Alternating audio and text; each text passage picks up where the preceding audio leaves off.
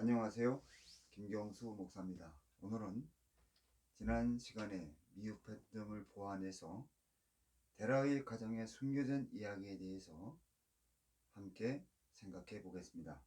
먼저 이스가와 사레와의 관계를 살펴보겠습니다.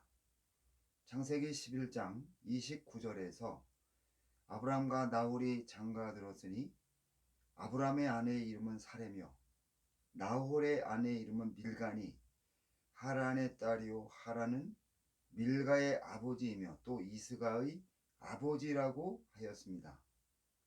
본절에서 증거하는 것은 아브람과 나홀의 형인 하란에게 이스가와 밀가라는 딸이 있는데, 밀가는 아브람의 동생 나홀과 결혼하였고 아브람은 사레와 결혼하였다고 하였는데, 사레와 이스가가 동일한 인물인지와 밀가와 이스가 중에 누가 언니인지 밝히지 않았다는 것입니다. 그런데 사레와 이스가의 관계를 규명하는 것은 데라의 가정사를 이해하는 데 중요한 역할을 한다는 것입니다. 먼저 밀가가 아브람의 동생 나홀과 결혼했다는 것은 나홀이 자신의 친조카와 결혼했다는 것인데, 이것은 정상적인 결혼이 아니며 성경에서도 찾아보기 어려운 경우입니다. 따라서 삼촌이 자신의 친조카와 결혼했다는 것은 데라의 가족들이 아주 특별한 환경에 처해 있었다는 것을 나타내며, 아브람과 나홀이 장가가 들었다는 것은 형제가 같은 시기에 결혼했다는 것을 증거하는 것으로 판단되기 때문에 아브람도 자신의 친조카와 결혼했을 가능성이 매우 높다고 판단됩니다.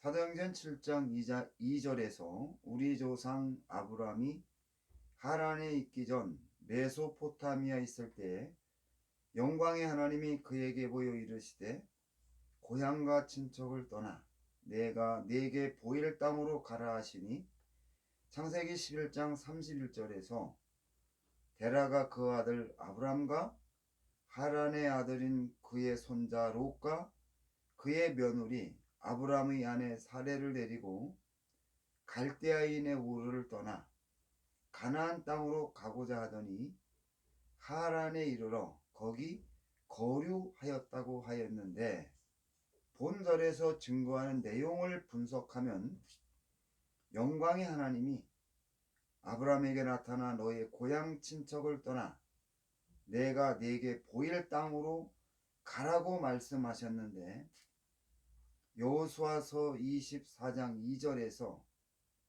강 저편에서 다른 신을 섬기던 데라가 예루살렘이 있는 가나안 땅으로 가려고 떠났다는 것을 언급하고 있습니다.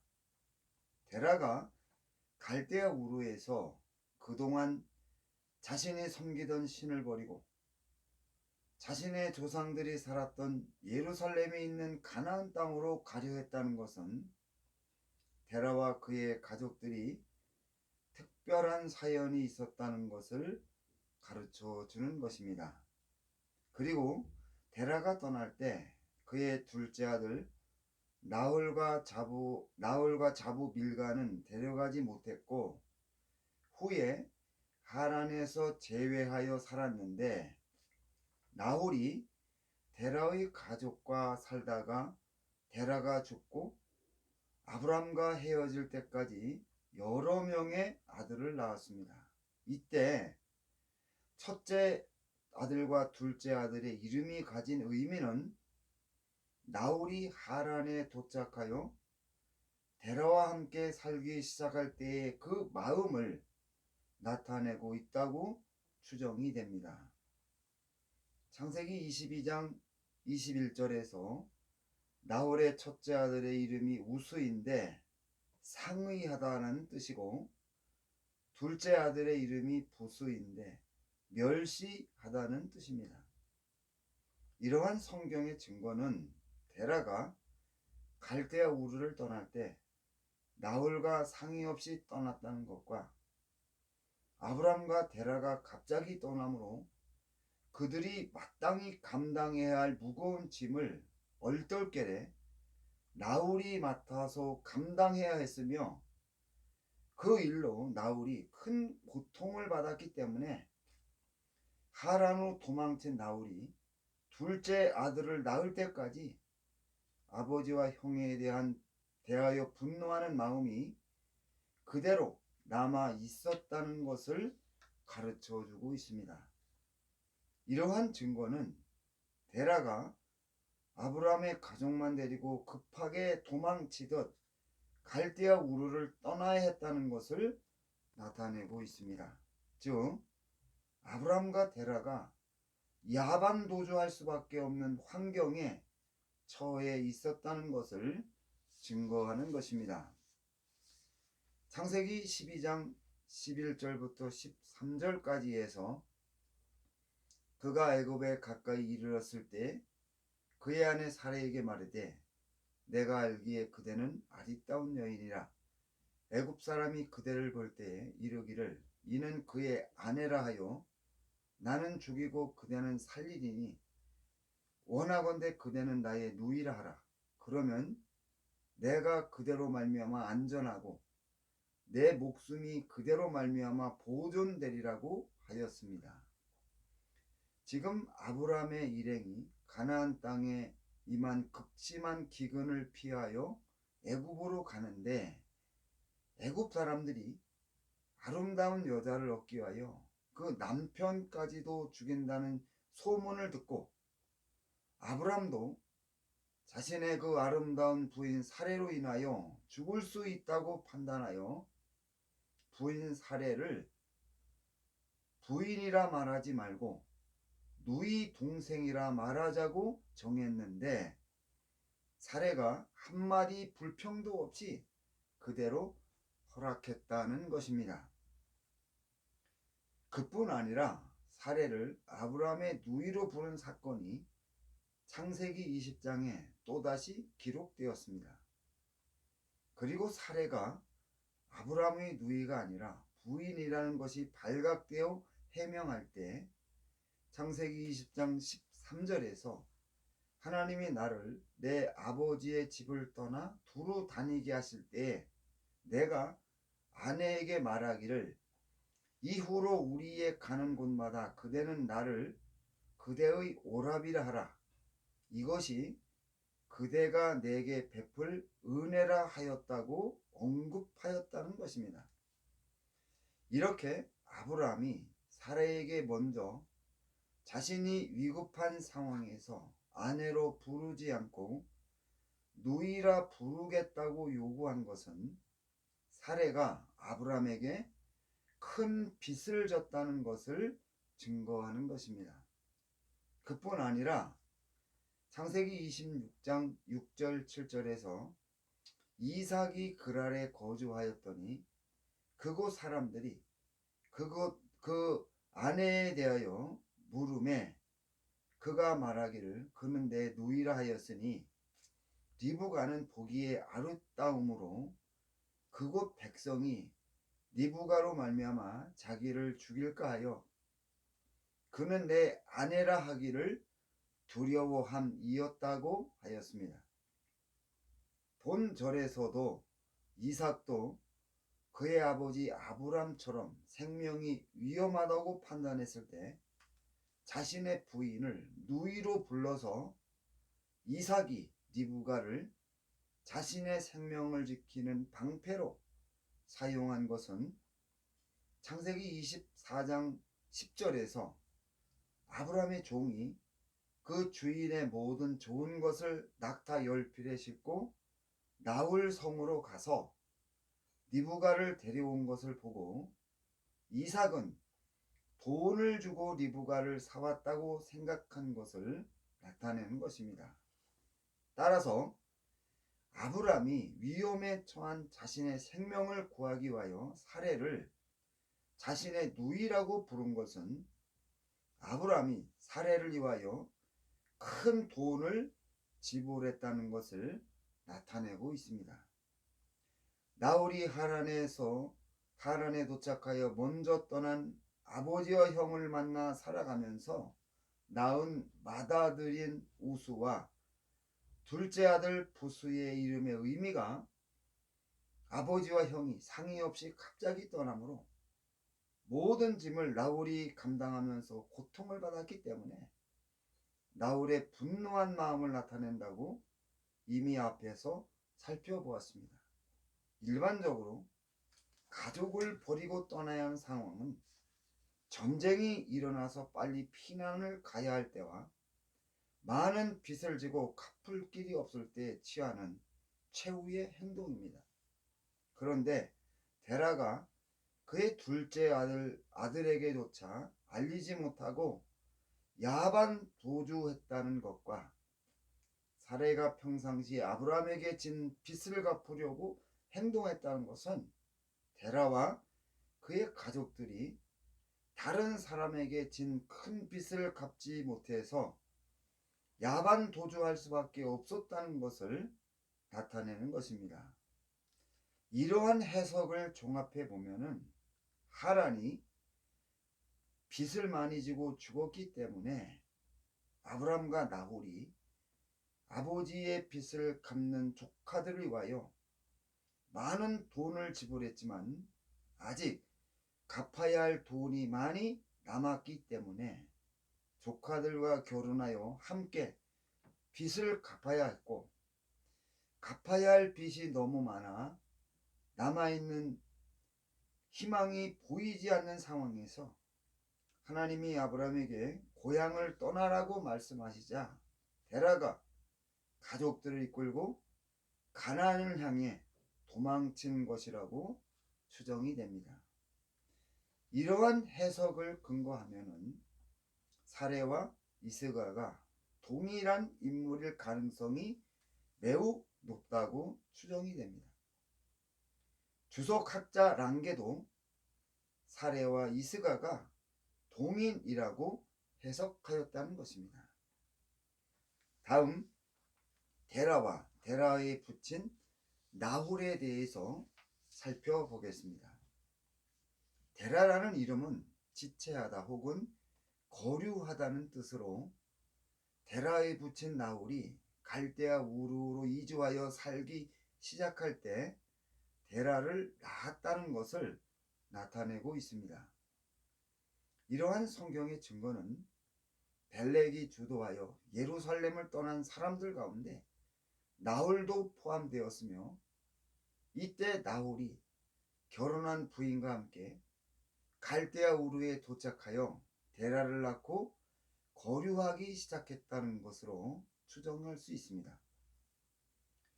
나홀의 수명이 다른 사람들보다 급격하게 줄어든 것은 그가 하나님을 반역했다는 것을 나타내는데 갈대아 우르에 정착하는 과정에서 벌어졌다고 판단이 됩니다. 나홀이 예루살렘을 떠나 갈대아 우르에 왔을 때 그는 아마도 예루살렘을 왕래하며 여호와 하나님을 섬기면서 살았을 것입니다. 그리고 데라도 그의 아버지와 함께 믿음 생활을 했다고 추정이 됩니다. 갈대아 우르는 땅이 비옥한 지역이기 때문에 당시 이곳에 많은 사람들이 살고 있었다고 판단이 되며 나홀이 갈대아 우르에서 삶의 터전을 만들려면 농사를 짓고 가축을 키울 수 있는 땅과 많은 가축이 필요했을 것입니다. 그런데 나홀이 하나님을 반역했다는 것은 그가 땅을 얻기 위하여 하나님을 버리고 우상을 섬기게 되었으며 사람을 해쳤다고 추정이 되고 데라도 부친의 영향을 받아 하나님을 버리고 다른 신을 섬기게 되었다고 판단된다는 것입니다. 창세기 11장 26절에서 데라는 70세에 아브람과 나홀과 하란을 낳았다고 하였는데 본절은 데라가 70세에 하란을 낳았다는 것을 나타내는 것입니다.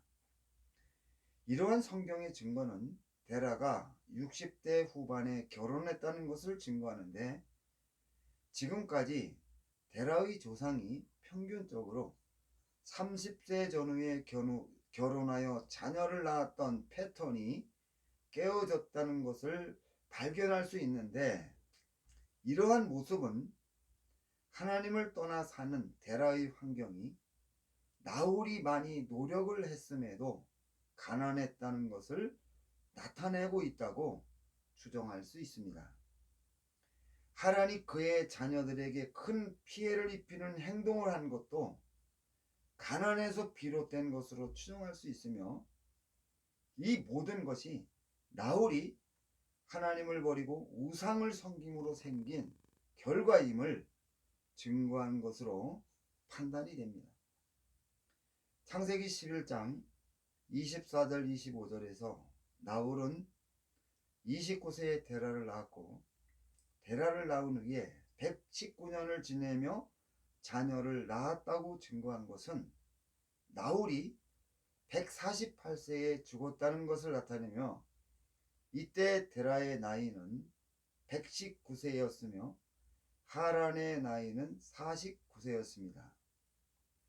집안에서 중요한 역할을 했던 나홀이 죽음으로 데라의 마음이 허전했기 때문에 데라가 이때쯤 하란을 결혼시켰을 것이라고 예상할 수 있습니다. 그리고 창세기 11장 26절부터 27절까지에서 하란이 데라의 장자임에도 의도적으로 맨 마지막에 기록한 것은 창세기 10장에서 노아의 아들들의 족보를 기록하면서 셈이 노아의 장자임에도 맨 마지막에 기록하여 의미를 전달한 것과 같은 형식으로 야벳이 셋째 아들이었음에도 집에서 장자 역할을 했다는 것을 증거하는 것입니다.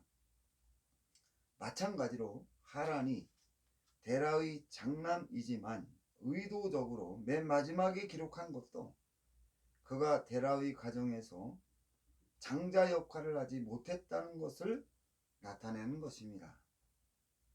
아브라함의 이름은 고귀한 아버지라는 뜻이며, 아브라함과 하란과의 나이 차이가 60세임에도 데라가 늦게 태어난 아들의 이름을 아브람이라 지은 것은 그동안 하란이 살아온 삶을 반영한 것이라고 생각이 됩니다.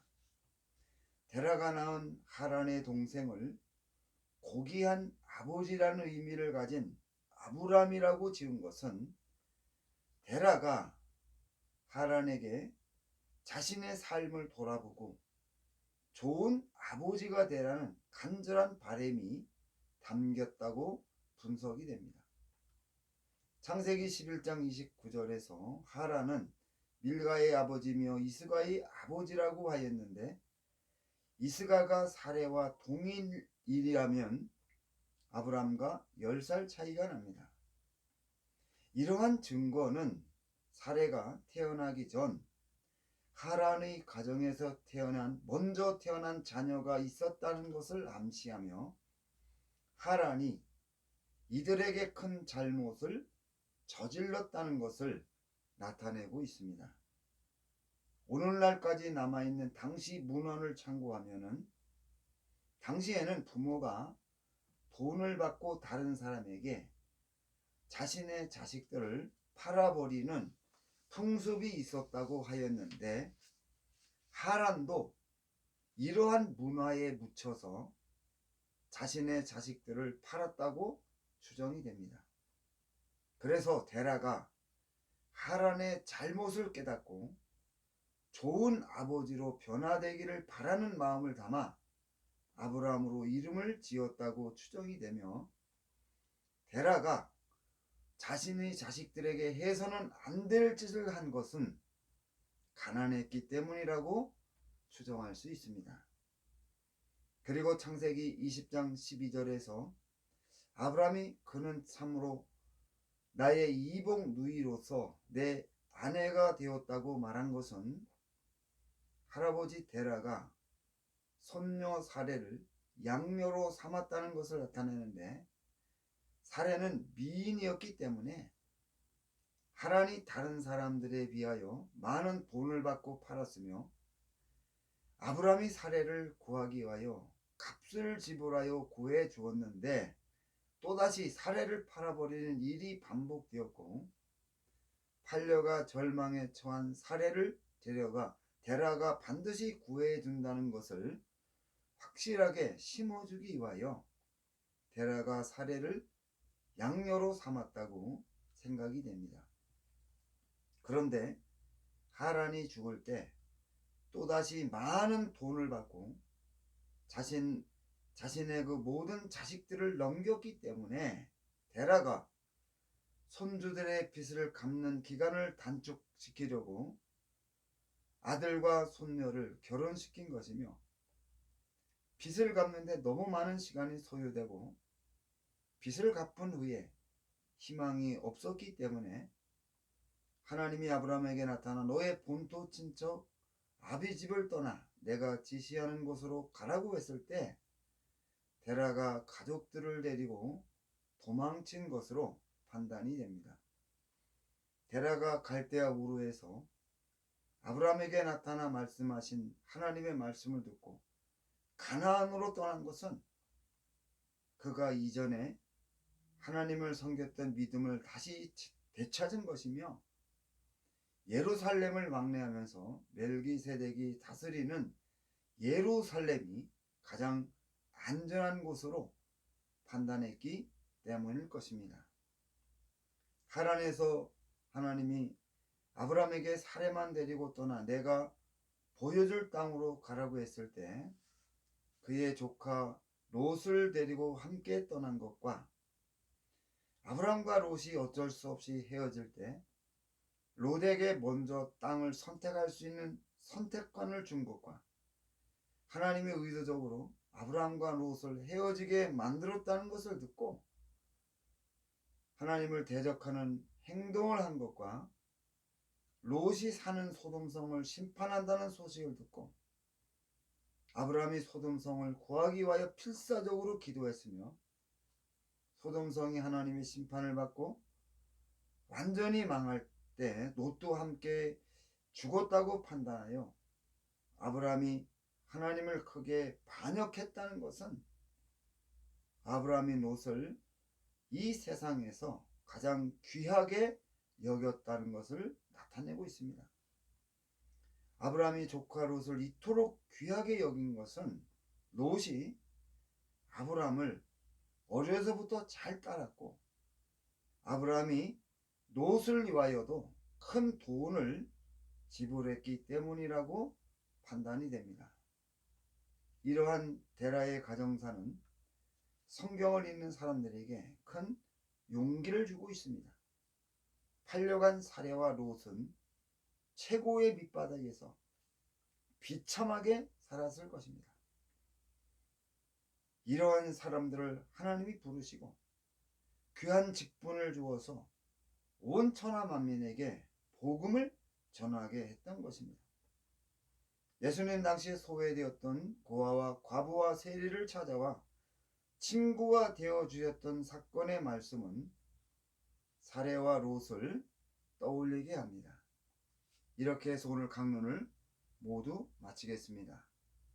데라의 가정에 숨겨진 가정사를 우리가 이해한다면 참으로 성경을 이해하는 깊이가 더해지고 참으로 하나님께서 우리에게 주신 그 믿음의 가치를 더 깊이 더 분명하게 깨달을 수 있으리라고 생각이 됩니다. 감사합니다.